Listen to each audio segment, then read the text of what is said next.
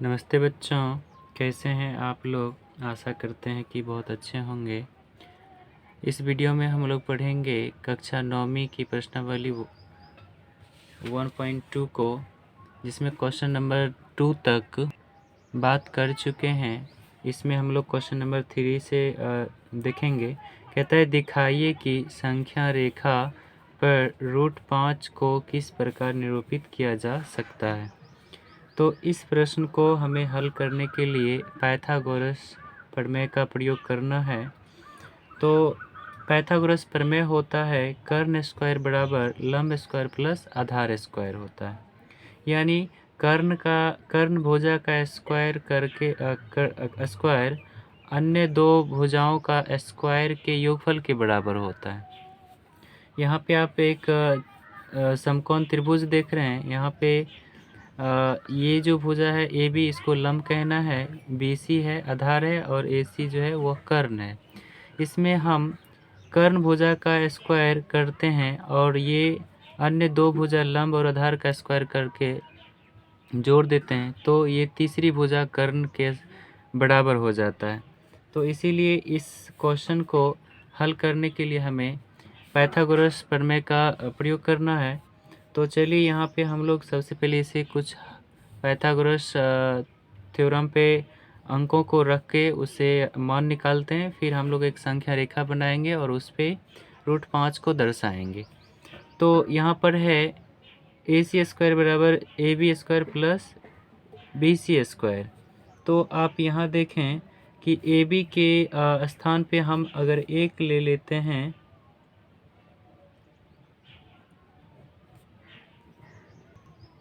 और इसका स्क्वायर करते हैं, और फिर BC की जगह हम लोग अपना मन से 2 लेते हैं और इसका स्क्वायर करते हैं, तो 1 का स्क्वायर 1 आता है और 2 का स्क्वायर 4 आता है।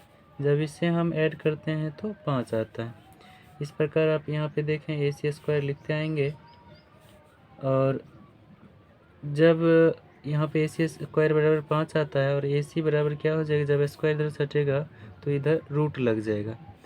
तो आप यहाँ देख रहे हैं कि लंब के स्थान पे हम 1 रखते हैं और आधार के स्थान पे 2 रखते हैं, और इन मानों को रख के जब हम वर्ग करते हैं तो हमें 5 आता है, और जब इसका स्क्वायर इधर से हटता है तो इधर रूट लगता है तो यह 5 आ जाता है। इस प्रकार कर्ण जो है √5 प्राप्त होता है। आइए अब हम लोग इसे संख्या रेखा पर प्रदर्शित करते हैं। इसके लिए सबसे पहले हम एक संख्या रेखा खींचते हैं।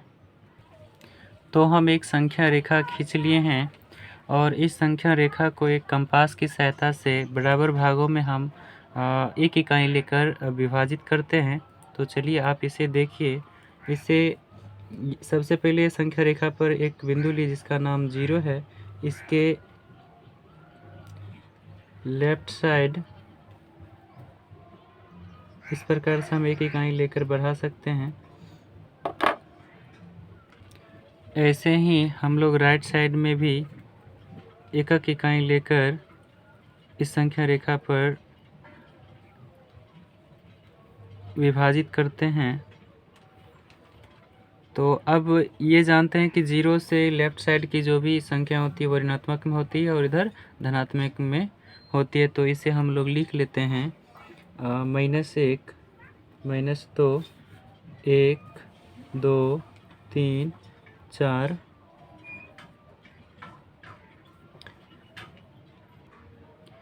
यहाँ पे हम लोग ये देखें कि यहाँ पर जो 0 से 1 के बीच की दूरी है वो 1 इकाई है, और वही 1 से 2 के बीच की दूरी जो है 1 इकाई है।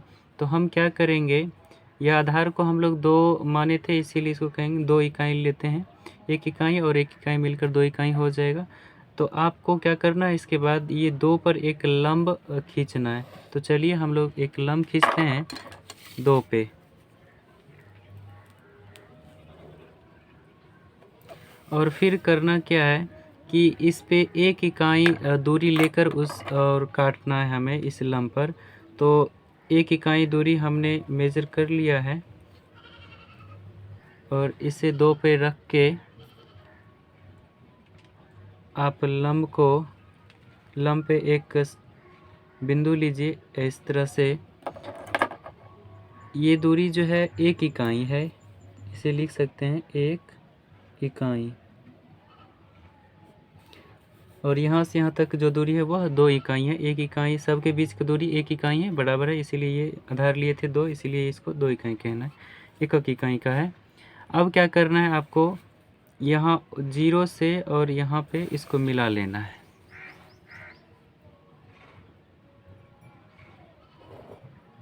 इस प्रकार आप देखें, एक यहाँ पे एक समकोण त्रिभुज बनता है, इसका नाम रख सकते हैं ABC, यानी 1 इकाई और यहाँ से यहाँ तक का जो दूरी है वह 2 है, यहाँ से यहाँ तक का।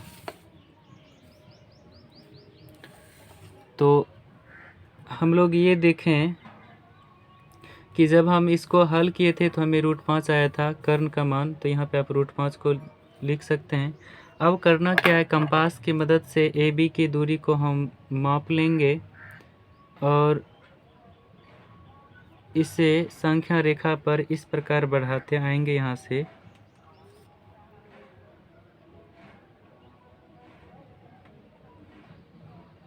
और यहाँ पर जो बिंदु हमें मिला है इसका भी कुछ नाम हम रख सकते हैं, इसका नाम हम D रख लेते हैं, और यही जो बिंदु है आपको √5 हो जाता है। तो इस प्रकार से हम संख्या रेखा पर √5 को किस प्रकार प्रदर्शित किए हैं आपने देखा है। और यह वीडियो आपको अच्छा लगे तो लाइक और शेयर ज़रूर कीजिए।